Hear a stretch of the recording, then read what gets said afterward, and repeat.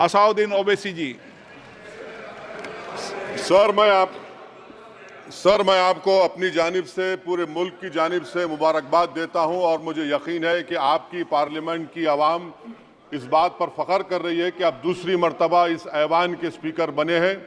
Sir, आप इस house के रिपोजिटरी है, कस्टोडियन है, मगर हकीकत यह है कि अक्सरियती जमात के पास नंबर है मगर उनके पास अक्सरियत की ताकत नहीं है। यहाँ अपोजिशन के पास अक्सरियत की आवाज़ भी है, तो इसीलिए मेरी आपसे गुजारिश है कि आप छोटी पार्टियों को मौका दीजिए और मुझे यकीन है कि आप 17वीं लोकसभा में जिस तरह शफकत का मुजाहरा मुझ पर किया, हम छोटी पार्टियों पर, मैं उस समुदाय से आता हूं जो इस ऐवान में सिर्फ 4% है, तो हमको आवाज़ उठाने की आवाज़ दीजिए। सर आखिर में मुझे यकीन है कि आप वहां पर बैठे हैं तो ये ऐवान एक कीमती हीरे की तरह ना सिर्फ इस मुल्क की आवाम में, दुनिया में चमकेगा और आप के बोझ को ये सरकार कम करेगी डिप्टी स्पीकर बनाकर।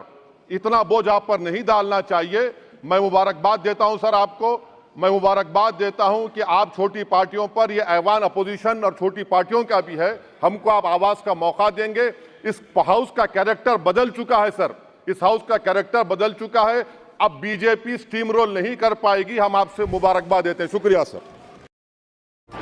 AHA न्यूज़ को लाइक करें, शेयर करें और सब्सक्राइब करना ना भूलें।